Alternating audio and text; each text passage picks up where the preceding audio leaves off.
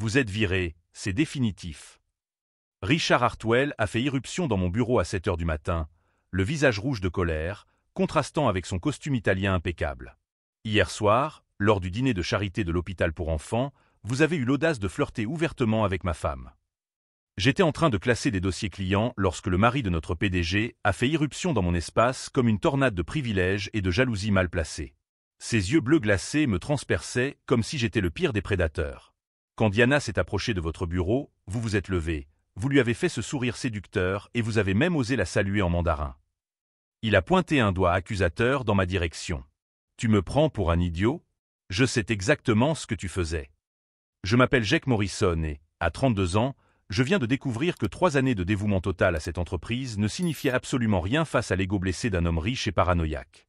Ce que Richard ignorait, c'est que je parlais couramment le mandarin. 2 années d'études à Shanghai pendant mes études universitaires, plus ma spécialisation en commerce international, m'avaient non seulement permis d'acquérir une maîtrise parfaite de la langue, mais aussi une compréhension approfondie des nuances culturelles que la plupart des Occidentaux ne parviennent jamais à maîtriser. Ma femme était visiblement mal à l'aise avec votre approche, a poursuivi Richard, la voix pleine de venin. Diana m'a tout raconté quand nous sommes rentrés à la maison. Comment vous avez profité du contexte social pour essayer de l'impressionner avec vos compétences linguistiques? J'ai senti quelque chose se briser dans ma poitrine en réalisant que toute ma carrière était sur le point de s'effondrer à cause d'un malentendu ridicule. 3 ans passés à développer la division internationale de cette entreprise, passant de 2 clients à 47. 3 ans à travailler le week-end, à manquer des dîners en famille, à me donner corps et âme à cet endroit. Tout cela détruit parce que j'avais salué poliment la PDG en mandarin lors d'un événement social.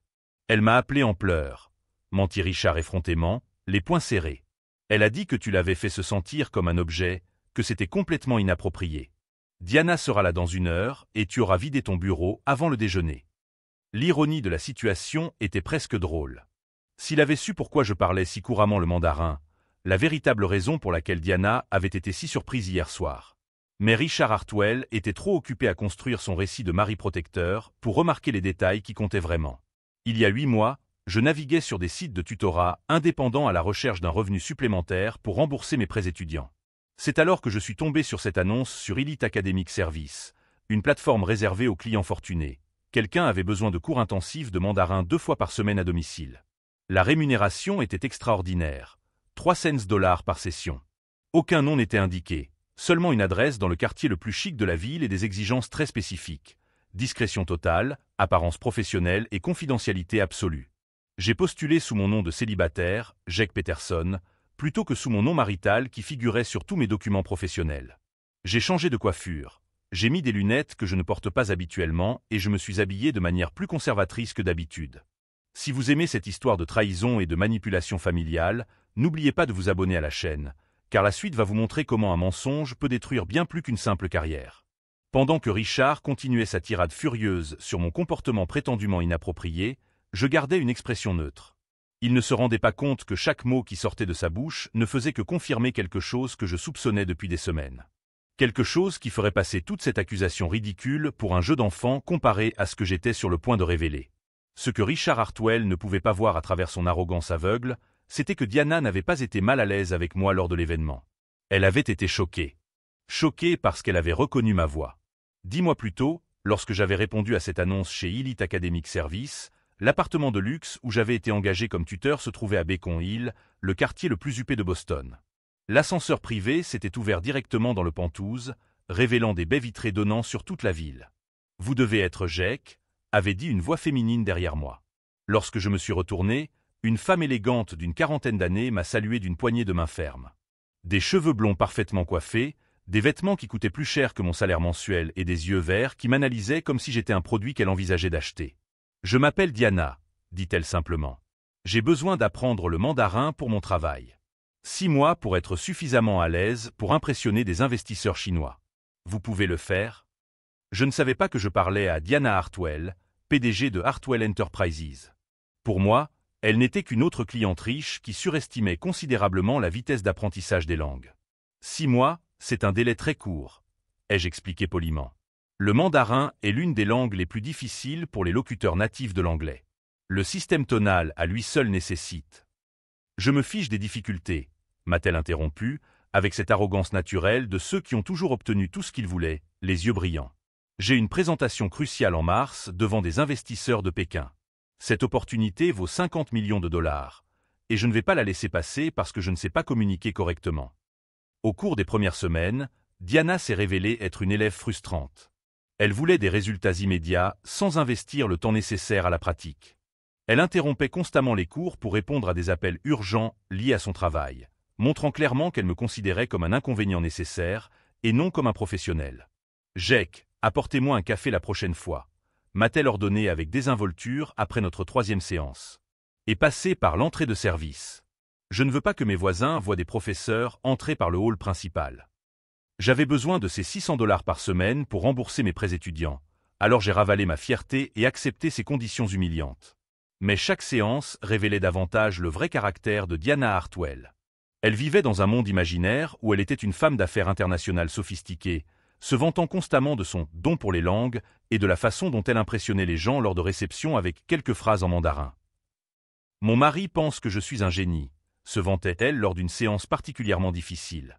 Il ne comprend pas comment on peut apprendre des langues aussi rapidement. Richard a toujours dit que j'avais un talent exceptionnel pour les affaires internationales. L'ironie était douloureuse. Diana avait du mal à distinguer les tons de base du mandarin. Après 2 mois de cours intensifs, elle avait encore besoin que je lui écrive tout phonétiquement car elle ne savait pas lire les caractères chinois. Sa grammaire était élémentaire, sa prononciation embarrassante et sa compréhension culturelle inexistante. Pendant ce temps, dans mon travail chez Morrison et Associates, j'étais responsable de toute la division asiatique de l'entreprise. Je parlais quotidiennement avec des clients chinois, je négociais des contrats complexes en mandarin et j'avais personnellement conclu des accords valant des millions. Je vivais dans le monde des affaires internationales que Diana ne faisait que prétendre habiter. Mais ce qui m'irritait le plus, ce n'était pas son incompétence. C'était son attitude.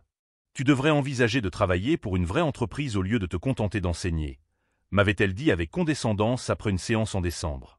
Avec tes compétences, tu pourrais peut-être trouver un emploi décent quelque part. Si elle savait que je gagnais probablement plus dans mon emploi décent, qu'elle ne payait en impôts annuels pour son appartement. La situation a empiré lorsque Diana a commencé à exiger des résultats impossibles. Elle voulait impressionner des investisseurs chinois sans comprendre les concepts de base de l'étiquette culturelle. Elle exigeait des scripts phonétiques pour des présentations complexes, espérant mémoriser des mots sans en comprendre le sens. Cette affaire va me permettre de m'imposer comme une force réelle dans le monde des affaires, a-t-elle déclaré lors de notre séance la plus tendue en janvier. Richard me considère toujours comme une épouse décorative. Mais quand j'aurai conclu cet accord, il se rendra compte que je suis bien plus que cela. C'est à ce moment-là que j'ai ressenti un élan de sympathie pour elle. Sous toute cette arrogance se cachait une femme désespérée de prouver sa valeur, d'être prise au sérieux dans un monde qui ne voyait en elle qu'un joli accessoire. Mais ma compassion s'est rapidement évaporée lorsqu'elle a intensifié sa cruauté désinvolte. « Jake, tu dois mieux t'habiller quand tu viens ici », m'a-t-elle reproché un après-midi. « Tes vêtements conviennent à un professeur, mais mes voisins pourraient penser que j'ai engagé une aide inappropriée. » Inappropriée était manifestement son code pour pauvre ou inférieur. Chaque commentaire en révélait davantage sur la façon dont elle classait les gens, utiles ou jetables, importants ou invisibles. Le moment décisif est arrivé 3 semaines avant l'événement caritatif. Diana répétait sa présentation devant les investisseurs et c'était un désastre complet.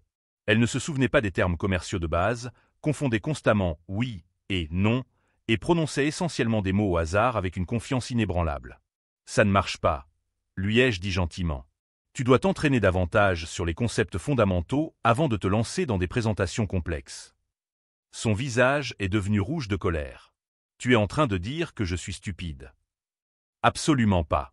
Le mandarin est incroyablement difficile. La plupart des gens ont besoin de plusieurs années pour atteindre un niveau courant dans le domaine des affaires.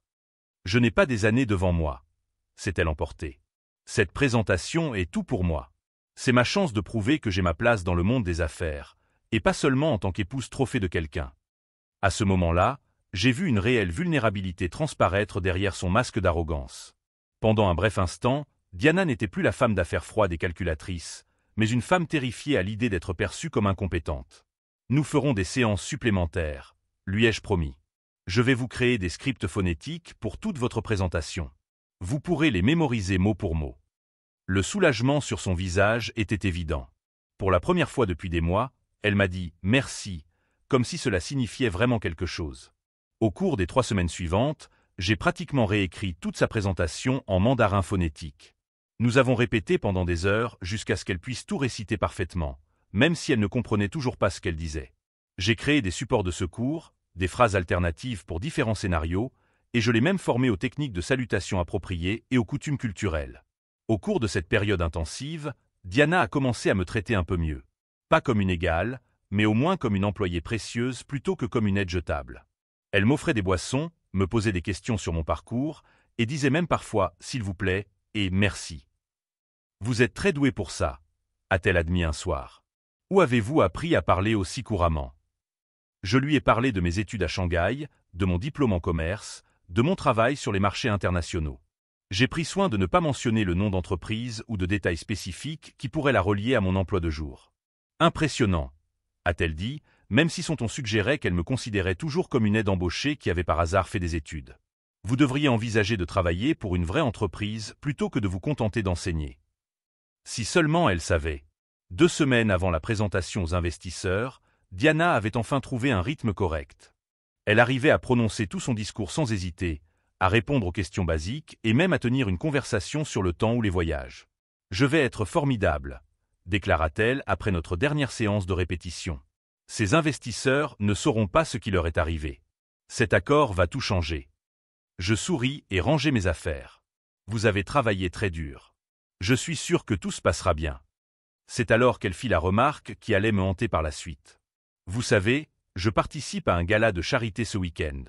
C'est pour l'hôpital pour enfants, et tous les grands noms du monde des affaires de la ville seront là. Je vais enfin pouvoir montrer mes talents linguistiques à tout le monde. Mon cœur s'est serré. L'entreprise pour laquelle je travaillais était l'un des principaux sponsors de ce gala. Je serai là pour représenter notre division internationale, assis à la table des dirigeants. Il y avait de fortes chances que je croise Diana, même si elle n'avait encore aucune idée de qui j'étais vraiment. Ce que je ne pouvais pas imaginer, c'était à quel point cette rencontre fortuite détruirait tout ce que j'avais construit, tout en exposant une vérité qui ferait passer la fragilité de Diana et la paranoïa de son mari pour des enfantillages comparés à ce qui allait être révélé. J'ai envisagé d'annuler ma présence au gala ou au moins d'avertir Diana d'une manière ou d'une autre, mais je ne voyais pas comment le faire sans révéler mon identité. De plus, quelles étaient les chances que nous interagissions réellement ? C'était un événement immense avec des centaines de participants. Le gala était éblouissant. Notre entreprise avait réservé toute une table près de l'avant, et j'étais assis avec notre équipe de direction et leurs conjoints. J'avais choisi un smoking élégant, coiffé mes cheveux différemment et mis des lentilles de contact à la place de mes lunettes habituelles. J'avais l'air complètement différent du tuteur conservateur que Diana connaissait. Au milieu du dîner, je l'ai aperçue de l'autre côté de la salle. Elle était radieuse dans une robe argentée éblouissante, dominant la conversation à ce qui était manifestement la table la plus prestigieuse de la salle.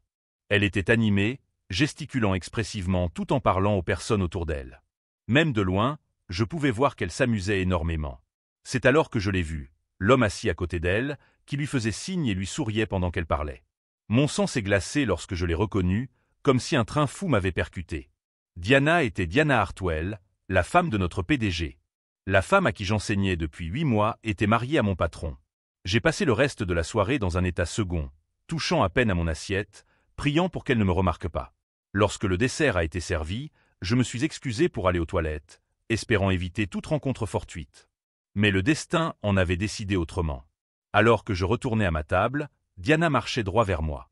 Elle se dirigeait vers quelqu'un à une table voisine pour le saluer, et nos chemins allaient se croiser dans quelques secondes. Je me suis rapidement assis et me suis concentré intensément sur mon assiette, espérant qu'elle passerait sans me remarquer. C'est alors que tout a déraillé. « Jake !» a crié une voix. Jake Morrison. Un de mes collègues essayait d'attirer mon attention de l'autre côté de la table. J'ai automatiquement tourné la tête pour répondre à mon nom, juste au moment où Diana passait. Nos regards se sont croisés pendant exactement 2 secondes. J'ai vu de la confusion passer sur son visage, comme si elle me reconnaissait presque mais ne parvenait pas à me situer. Puis le moment est passé et elle a continué son chemin. Je pensais être tiré d'affaire. Je pensais que ces 2 secondes de quasi-reconnaissance n'auraient aucune importance. Je me trompais complètement. Le lendemain matin, Richard a fait irruption dans mon bureau avec un regard assassin, et j'ai enfin compris ce qui s'était passé. Diana avait passé toute la nuit à essayer de se rappeler où elle m'avait déjà vu. Ne parvenant pas à mettre un nom sur mon visage, Elle s'était convaincue que je l'avais délibérément ignorée en ne me levant pas lorsqu'elle était passée devant mon bureau. Dans son esprit, un employé quelconque avait manqué de respect à la femme du PDG lors d'un gala de charité, et cela était tout simplement intolérable. « Faites vos valises », m'a dit mon patron après que Diana eut terminé sa diatribe et quitté la pièce en claquant la porte. Son visage était sombre et je pouvais voir le conflit dans ses yeux. « Je suis désolé, Jake. Vraiment. Mais je ne peux pas avoir ce genre de drame à la maison. » Je l'ai regardé, incrédule. « Vous me licenciez parce que je ne me suis pas levé assez vite quand votre femme est passée. Elle dit que vous l'avez délibérément ignorée, que vous l'avez ridiculisée devant des gens importants. C'est complètement fou. J'étais en train de dîner, je n'avais même pas remarqué qu'elle était là. » Il soupira profondément. « Peu importe. Elle a pris sa décision et discuter avec elle ne fera qu'empirer les choses pour nous deux. Je te donnerai d'excellentes références et une généreuse indemnité de départ. » Je sentis mon monde s'écrouler. 3 ans d'évaluation de performance parfaite, d'innombrables contrats conclus avec succès, des relations avec des clients qui me faisaient entièrement confiance. Tout cela ne signifiait plus rien parce que Diana Hartwell avait été blessée dans son orgueil. C'est alors que l'inspiration m'est venue. « Avant que je parte, ai-je dit calmement, il y a quelque chose que vous devriez savoir au sujet de la grande présentation de votre femme devant les investisseurs chinois. » Je me suis dirigé vers mon ordinateur et j'ai ouvert ma boîte mail. En quelques clics, j'ai envoyé un message avec en pièce jointe toutes les sessions de tutorat que j'avais enregistrées pour ma propre référence. « Vérifiez votre messagerie », ai-je murmuré. Son visage pâlit lorsqu'il ouvrit la première vidéo. On y voyait Diana buter sur des phrases basiques en mandarin, me demandant de tout répéter phonétiquement, admettant qu'elle ne comprenait pas ce qu'elle disait. « Elle vous a menti », ai-je poursuivi. Pendant 8 mois, j'ai été son tuteur particulier. Elle ne sait pas parler mandarin, à part des scripts mémorisés. Tout ce qu'elle vous a dit sur ses compétences linguistiques est complètement faux. J'ai retiré mes lunettes et détaché mes cheveux, redevenant la personne que Diana connaissait comme son tuteur. « Je suis Jake Peterson », ai-je dit, et à compter de maintenant, les cours de mandarin de votre femme sont annulés. Le silence dans ce bureau était assourdissant. Mon patron était pétrifié, les yeux rivés sur l'écran d'ordinateur où sa femme luttait clairement avec une prononciation que n'importe quel étudiant de première année maîtriserait facilement. La vidéo la montrait demandant à plusieurs reprises que je lui écrive tout en lettres anglaises, parce qu'elle ne savait pas lire les caractères chinois. « Cette présentation est dans 3 jours, murmura-t-il d'une voix à peine audible. Je sais. Je l'ai aidée à préparer chaque mot. Elle a tout mémorisé comme un script, mais elle ne comprend pas ce qu'elle dit. Si quelqu'un lui pose une question qui n'est pas prévue en mandarin, ou si elle s'écarte ne serait-ce que légèrement de ses commentaires préparés, tout va s'écrouler. » Il m'a regardé avec un mélange d'horreur et d'incrédulité. « Pourquoi ne m'avez-vous pas dit qui vous étiez pendant les cours ?» Confidentialité du client. Elle m'a engagé par l'intermédiaire d'un service de tutorat soumis à des accords de confidentialité stricts. Je ne savais pas quelle était votre femme jusqu'à hier soir, lors du gala. Même si je l'avais su, j'aurais gardé le secret, car c'est le devoir d'un professionnel. Je rassemblais mes dernières affaires personnelles sur mon bureau. Mais puisqu'elle a décidé de détruire ma carrière pour une offense imaginaire, je pense que ces accords de confidentialité sont nuls et non avenus. Je me dirigeai vers la porte, puis m'arrêtai. Ces investisseurs chinois n'apportent pas seulement de l'argent à cette entreprise. Ils apportent leurs principaux cadres, leurs traducteurs et leurs agents culturels. Des personnes qui remarqueront immédiatement si votre femme est capable de communiquer ou si elle se contente de réciter des phrases apprises par cœur. La porte s'est refermée derrière moi dans un léger clic, et j'ai quitté ce bâtiment pour ce que je pensais être la dernière fois. Mais je me trompais là aussi. En marchant vers ma voiture, une prise de conscience a commencé à se former. Diana n'avait pas seulement détruit ma carrière à cause d'une perception erronée de manque de respect. Elle avait construit toute son identité professionnelle sur un mensonge élaboré, et maintenant ce mensonge était sur le point de lui exploser au visage de la manière la plus spectaculaire qui soit. Les 3 jours suivants allaient révéler non seulement son incompétence en mandarin, mais aussi sa disposition à tromper tout son entourage, y compris son propre mari, pour maintenir une façade de sophistication internationale. Et moi? Eh bien, j'avais une décision à prendre. Je pouvais simplement passer à autre chose et laisser la nature suivre son cours, ou je pouvais m'assurer que sa chute soit aussi complète et publiquement humiliante que mon licenciement l'avait été. Ce que Diana ne réalisait pas, c'est qu'en me licenciant si injustement, elle n'avait pas seulement perdu un employé précieux. Elle s'était fait une ennemie qui savait exactement où étaient enterrés tous ses secrets les plus honteux. Les 3 jours suivants ont été un tourbillon d'appels furieux et de messages vocaux de plus en plus désespérés de Diana. Apparemment, mon patron l'avait confrontée au sujet des séances de tutorat, et elle était absolument furieuse que j'ai trahi sa confiance. Vous avez signé des accords de confidentialité, a-t-elle crié dans un message vocal particulièrement désagréable. Je vais vous poursuivre pour tout ce que vous avez. J'ai rappelé une fois, principalement par curiosité. En fait, Diana, vous devriez lire ces accords plus attentivement. Ils protègent la vie privée des clients vis-à-vis de tiers, mais n'empêchent pas les tuteurs de se défendre lorsque des clients tentent de nuire à leur carrière par de fausses accusations. Je n'ai jamais porté de fausses accusations. Vous m'avez délibérément manqué de respect lors de ce gala. Non, Diana. Vous m'avez dit que votre mari m'avait licencié parce que je vous avais délibérément ignoré, mais vous et moi savons très bien que vous ne m'avez pas reconnu. Vous détruisez ma réputation sur la base d'une histoire complètement fictive que vous avez inventée de toutes pièces. Il y eut un long silence. Puis, vous êtes toujours licencié. Oui, je le suis. Et votre présentation est demain. Bonne chance. J'ai raccroché et j'ai essayé de mettre tout ce désordre derrière moi. J'avais des problèmes plus importants à régler, comme trouver un nouvel emploi et expliquer à des employeurs potentiels pourquoi j'avais quitté mon poste si soudainement. Mais je ne pouvais pas m'empêcher de penser à ces investisseurs chinois. Certains d'entre eux étaient des personnes avec lesquelles j'avais travaillé professionnellement au cours des 3 dernières années. Monsieur Shen, de Beijing Manufacturing, qui commençait toujours les réunions par des questions personnelles sur ma famille. Madame Liu Hong, de Shanghai Logistique, qui appréciait les références culturelles et les salutations traditionnelles. Ils venaient à cette présentation dans l'espoir de rencontrer quelqu'un qui comprendrait leur langue et leurs coutumes commerciales. Au lieu de cela, ils allaient rencontrer Diana Hartwell, avec son script mémorisé et son ignorance totale de tout ce qui n'était pas la prononciation de base. Le matin de la présentation, je me suis réveillé avec un nœud à l'estomac. Je n'arrêtais pas d'imaginer comment cela allait se passer, à quelle vitesse les investisseurs se rendraient compte qu'ils étaient trompés, et comment cela rejaillirait sur toutes les personnes impliquées. Vers 10 heures, mon téléphone a sonné. C'était James Morrison, mon ancien patron, et il semblait désespéré. « Jake, j'ai besoin de ton aide. Je ne travaille plus là-bas. Tu te souviens ? Les investisseurs sont arrivés en avance. Ils voulaient déjeuner avant la présentation. Et Diana est en train de paniquer. Elle ne sait pas tenir une conversation informelle en mandarin. Elle s'est enfermée dans les toilettes et refuse de sortir. J'ai presque eu pitié d'elle. Presque. C'est regrettable, mais ce n'est plus mon problème. Je te rends ton poste. Réintégration complète, promotion, augmentation, tout ce que tu veux. S'il te plaît, aide-nous juste à passer cette présentation. J'ai réfléchi pendant exactement 3 secondes. Non. Jake, s'il te plaît.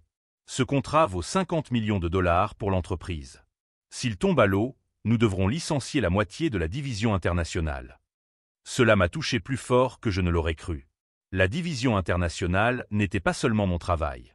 Elle avait été mise en place avec l'aide de collègues formidables qui ne méritaient pas de perdre leur emploi à cause de cette pagaille.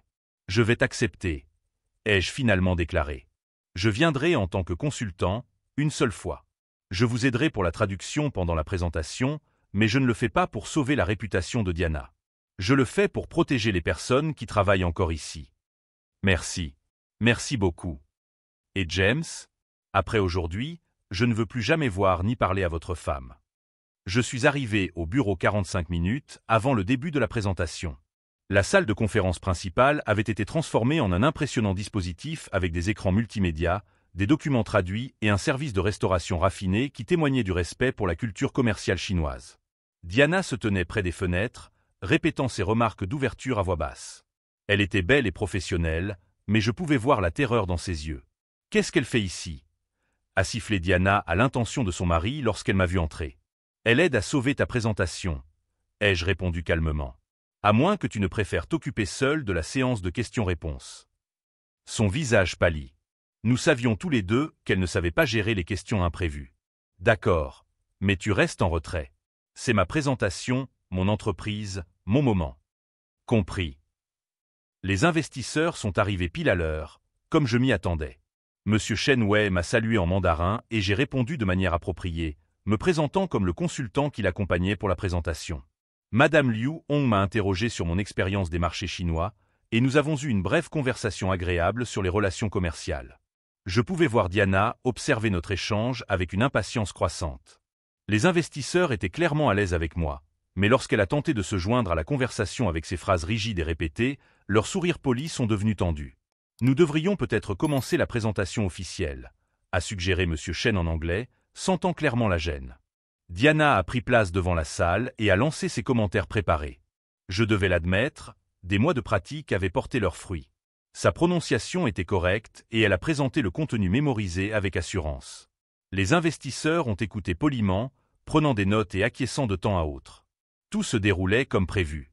Puis Madame Liu Hong a levé la main. « Excusez-moi », dit-elle en mandarin. « Pourriez-vous clarifier le calendrier logistique pour le centre de distribution de Shanghai ?» Le visage de Diana devint blanc. Cette question ne faisait pas partie de son script. « Je suis désolée », dit-elle en anglais. « Pourriez-vous répéter cela ?» Madame Liu Hong répéta la question, cette fois en parlant plus lentement et plus clairement. Diana me regarda désespérément. J'aurais pu l'aider. J'aurais pu traduire la question et la guider vers une réponse. Au lieu de cela, je suis resté silencieux. Si vous aimez cette histoire qui montre comment les mensonges peuvent vous exploser au visage de manière spectaculaire, n'oubliez pas de vous abonner à la chaîne, car ce qui suit va vous montrer comment des années de faux-semblants peuvent s'effondrer en quelques minutes. Je pense, balbutia Diana, essayant de répondre dans un mandarin approximatif qui n'avait aucun sens grammatical. Monsieur Chen fronça les sourcils et échangea des regards avec ses collègues. Il commençait à comprendre que quelque chose n'allait vraiment pas. Peut-être, dit Monsieur Chen diplomatiquement, pourrions-nous poursuivre la discussion en anglais. Mais le mal était déjà fait. Les investisseurs étaient venus ici dans l'espoir de travailler avec quelqu'un capable de communiquer efficacement dans leur langue. On leur avait promis une partenaire qui comprenait la culture commerciale chinoise et qui pourrait faciliter une coopération internationale harmonieuse. Au lieu de cela, ils découvraient que leur interlocutrice principale avait pratiquement menti sur ses qualifications. Madame Liu Hong posa une autre question, cette fois en anglais, sur la conformité réglementaire à Shanghai. C'était une question élémentaire à laquelle toute personne impliquée dans les affaires en Chine aurait dû pouvoir répondre facilement. Diana n'avait manifestement aucune idée de ce qu'elle devait dire. « Ma consultante pourrait peut-être répondre à cette question », dit-elle faiblement. Je suis intervenu et j'ai répondu à la question de manière exhaustive, en expliquant la structure réglementaire, les changements récents en matière d'exigence de conformité et les meilleures pratiques pour les entreprises étrangères opérant à Shanghai. Les investisseurs ont acquiescé avec satisfaction et ont commencé à m'adresser leurs questions plutôt qu'à Diana. Pendant les 20 minutes qui ont suivi, j'ai essentiellement pris en charge la présentation. J'ai répondu à des questions détaillées sur la logistique, les considérations culturelles, les exigences légales et l'analyse du marché. Les investisseurs étaient engagés et intéressés, clairement impressionnés par la profondeur des connaissances que je leur fournissais. Diana est restée à l'écart, complètement marginalisée dans sa propre présentation. Finalement, M. Chen a abordé le sujet qui fâche. « Je ne comprends pas bien la structure de ce partenariat », a-t-il dit prudemment. « On nous a dit que Mme Hartwell serait notre principale interlocutrice, mais il semble clair que mademoiselle. » Il m'a regardé d'un air interrogateur. « Peterson », ai-je précisé. « Mademoiselle Peterson possède l'expertise dont nous avons besoin pour cette collaboration. Pourriez-vous clarifier qui serait réellement en charge de cette relation ?» La salle est devenue silencieuse. Le mari de Diana semblait vouloir disparaître. Diana regardait le sol, le visage rouge vif d'humiliation. « Je pense, ai-je dit gentiment, qu'il y a peut-être eu un malentendu au sujet des rôles et des responsabilités. Il vaudrait peut-être mieux reporter cette discussion jusqu'à ce que la structure organisationnelle ait été clarifiée. » Monsieur Chen acquiesça gravement. « Je pense que ce serait sage. » Les investisseurs rassemblèrent leurs documents et se préparèrent à partir. Madame Liu Hong m'approcha en privé. « Nous avons été très impressionnés par vos connaissances et votre professionnalisme, » me dit-elle à voix basse. « Si vous représentiez cette entreprise lors de futures négociations, nous serions très intéressés de poursuivre. Cependant, nous ne pouvons pas travailler avec quelqu'un qui a déformé ses qualifications de manière aussi significative. » Après le départ des investisseurs, la salle de conférence ressemblait à un tombeau. Diana était assise sur une chaise, regardant ses mains. Son mari marchait près des fenêtres. Et je rassemblais mes notes, me préparant à partir définitivement. 50 millions de dollars, a murmuré James. Ils sont partis. Ils n'ont jamais vraiment été là, ai-je répondu. On ne peut pas construire des partenariats internationaux sur des mensonges et des faux-semblants. Ces investisseurs sont trop intelligents et trop expérimentés pour se laisser tromper longtemps. Diana a finalement levé les yeux. Tout est de ta faute. Je me suis tourné vers elle pour la regarder droit dans les yeux. Non, Diana. C'est le résultat de tes choix. Tu as choisi de mentir sur tes qualifications. Tu as choisi de détruire ma carrière pour une offense imaginaire qui n'existait que dans ton esprit. Tu as choisi de faire passer ton ego avant le succès de cette entreprise. J'ai travaillé si dur pour cette présentation. Vous avez mémorisé des mots que vous ne compreniez pas pour un travail pour lequel vous n'étiez pas qualifié. Ce n'est pas du travail. C'est de l'art dramatique. Je me dirigeai vers la porte, puis m'arrêtai. Pour que cela en vaille la peine, j'ai vraiment eu pitié de vous pendant ces séances de tutorat. Vous sembliez tellement désespéré de faire vos preuves, d'être pris au sérieux. Mais le respect ne se feint pas et ne s'impose pas. Il se gagne par la compétence, l'intégrité et le fait de traiter les autres avec une dignité humaine élémentaire. Vous êtes toujours licencié, dit-elle faiblement. J'ai ri. Diana, après aujourd'hui, je ne retravaillerai pas pour cette entreprise même si vous me suppliez. Mais je me trompais là aussi. 2 semaines plus tard, James Morrison m'a appelé avec une proposition intéressante. Et cette fois, les choses allaient être très, très différentes. Le conseil d'administration n'a pas été très satisfait lorsqu'il a appris l'échec de la présentation et les circonstances de votre licenciement, m'a dit James au téléphone, d'une voix tendue comme je ne lui avais jamais entendu auparavant. 2 semaines après le désastre avec les investisseurs chinois, j'étais chez moi en train de passer en revue des offres d'emploi lorsque mon ancien patron m'a appelé. Apparemment, plusieurs membres du conseil d'administration ont travaillé avec moi au fil des ans et ont été furieux que je sois licencié pour des raisons aussi futiles. C'était intéressant. Très intéressant. Nous aimerions vous offrir le poste de vice-président du développement commercial international, a-t-il poursuivi. Ce poste s'accompagne d'une augmentation de salaire substantielle, de votre propre budget et d'une autonomie totale sur la division internationale. Et Diana ? Ai-je demandé directement. Elle n'est plus impliquée dans les opérations commerciales. Le conseil d'administration l'a clairement indiqué. J'ai examiné l'offre avec soin. Elle était tentante, très tentante. Mais j'avais des conditions. J'accepte, mais à certaines conditions.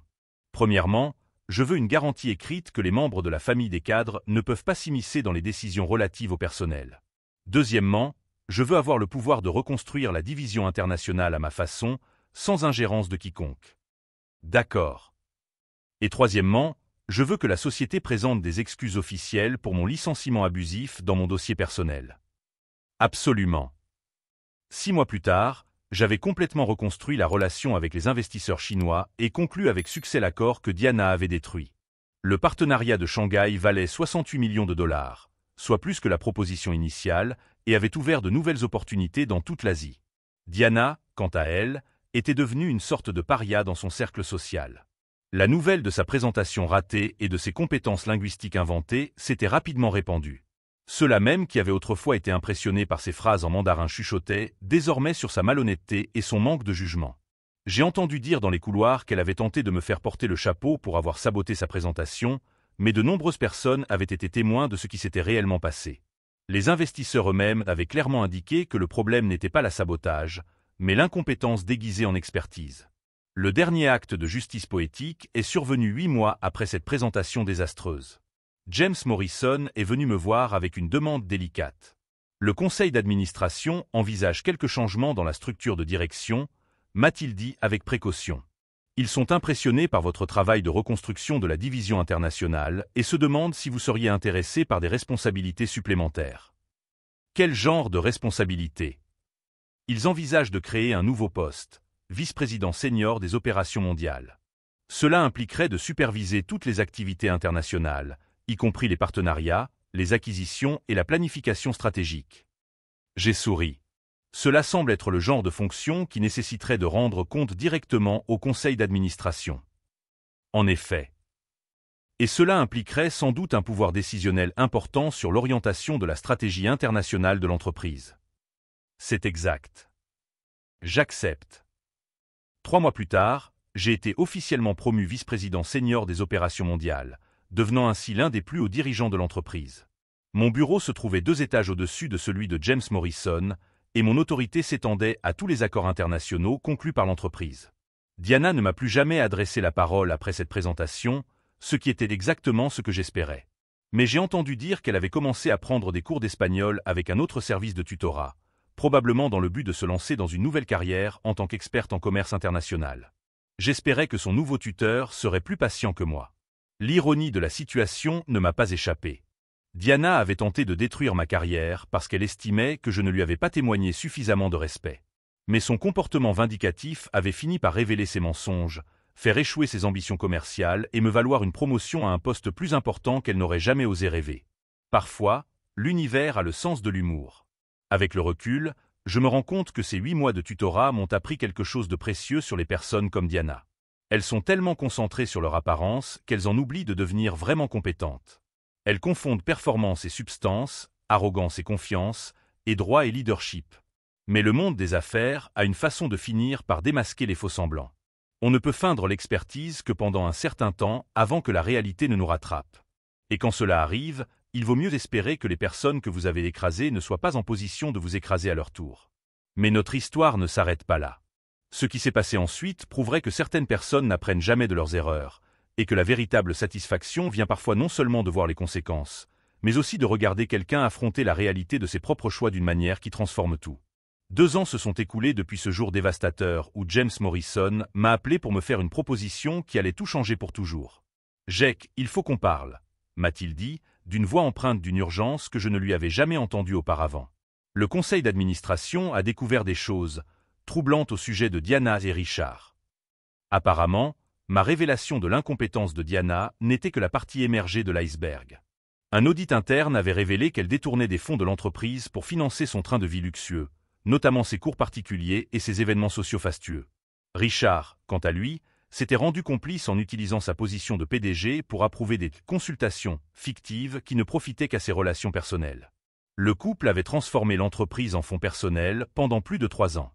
Ils ont été licenciés hier, a poursuivi James.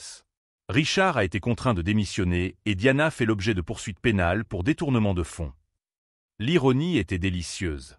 Diana, qui avait tenté de me détruire à cause d'une perception erronée de manque de respect, était désormais confrontée à l'humiliation publique d'être exposée comme une criminelle ordinaire. Il y a plus, a déclaré James. Le conseil d'administration a voté à l'unanimité pour vous offrir le poste de PDG par intérim. Ils veulent que vous preniez vos fonctions immédiatement. 6 mois plus tard, je n'étais pas seulement PDG par intérim, j'étais le PDG permanent d'une entreprise complètement transformée. J'ai mis en place des politiques de transparence rigoureuses, reconstruit notre division internationale à partir de zéro et établi des partenariats avec des entreprises chinoises qui ont généré plus de 100 millions de dollars de revenus. Diana, quant à elle, était devenue une paria. Sa peine comprenait le remboursement intégral des fonds volés, des travaux d'intérêt général et 5 ans de probation. Sa réputation dans la société bostonienne était ruinée. Ceux-là même qui admiraient autrefois sa prétendue sophistication murmuraient désormais sur sa malhonnêteté et son arrogance. Richard a perdu non seulement son entreprise, mais aussi sa licence pour exercer en tant que cadre dans toute société enregistrée. La dernière fois que j'ai entendu parler de lui, il travaillait comme consultant indépendant, essayant de reconstruire une carrière qu'il avait lui-même détruite par sa cupidité et sa paranoïa. Le moment le plus satisfaisant est venu lorsque j'ai reçu un appel de Madame Liu Hong, l'investisseuse chinoise qui avait été témoin de l'humiliation de Diana. « Monsieur Peterson », m'a-t-elle dit, « nous sommes très impressionnés par les changements intervenus dans votre entreprise. Nous aimerions vous proposer un partenariat stratégique qui pourrait valoir plus de 200 millions au cours des 5 prochaines années. » J'ai conclu cet accord 3 mois plus tard, prouvant ainsi que la compétence authentique l'emporte toujours sur la simulation et la manipulation. Ma véritable vengeance n'a pas été de voir Diana et Richard tomber, mais de construire quelque chose de mieux qu'ils n'auraient jamais pu imaginer. J'ai transformé une entreprise corrompue en un modèle d'intégrité et de succès international. Aujourd'hui, lorsque je regarde par la fenêtre de mon bureau au dernier étage, le même bureau que Richard occupait autrefois, je ne ressens ni colère ni ressentiment. Je ressens de la gratitude. De la gratitude parce que l'injustice dont Diana a été victime m'a obligé à découvrir des capacités que je ne soupçonnais même pas. Sa tentative de me détruire a fini par révéler ma véritable force et ma détermination. J'ai appris que les personnes comme Diana et Richard sont, en fin de compte, prisonnières de leurs propres limites. Elles ne peuvent voir le monde qu'à travers le prisme du privilège et de la manipulation, incapables de comprendre que le véritable succès vient de la compétence, de l'intégrité et du travail acharné. Quand quelqu'un essaie de vous détruire par envie ou par ego blessé, rappelez-vous, il vous offre la plus grande opportunité de votre vie. L'opportunité de prouver ce dont vous êtes vraiment capable. Il y a 6 mois, j'ai reçu une lettre de Diana depuis la prison. Elle s'excusait et disait qu'elle comprenait enfin à quel point elle avait été cruelle et injuste. Je lui ai répondu par une seule phrase, « Je te souhaite de trouver la paix que tu cherchais. » Car, en fin de compte, la meilleure vengeance n'est pas de détruire ses ennemis, mais de réussir à tel point qu'ils deviennent insignifiants. Si cette histoire de transformation et de triomphe sur l'injustice vous a touché, n'oubliez pas de vous abonner à la chaîne et d'activer la cloche. Nous avons des dizaines d'histoires comme celle-ci, où des gens ordinaires trouvent des forces extraordinaires pour surmonter l'adversité et obtenir justice. Aujourd'hui, alors que je signe des contrats internationaux et que je dirige une équipe de professionnels talentueux, je me demande parfois où je serais si Diana n'avait jamais essayé de me détruire. Je serais probablement encore un employé compétent dans une entreprise médiocre. Au lieu de cela, je suis le PDG de l'une des entreprises à la croissance la plus rapide du pays, avec des bureaux dans 12 pays et une réputation d'intégrité que Diana et Richard n'auraient jamais pu bâtir. Parfois, les personnes qui essaient de vous faire tomber finissent par être vos meilleurs professeurs. Elles vous apprennent ce dont vous êtes vraiment capable.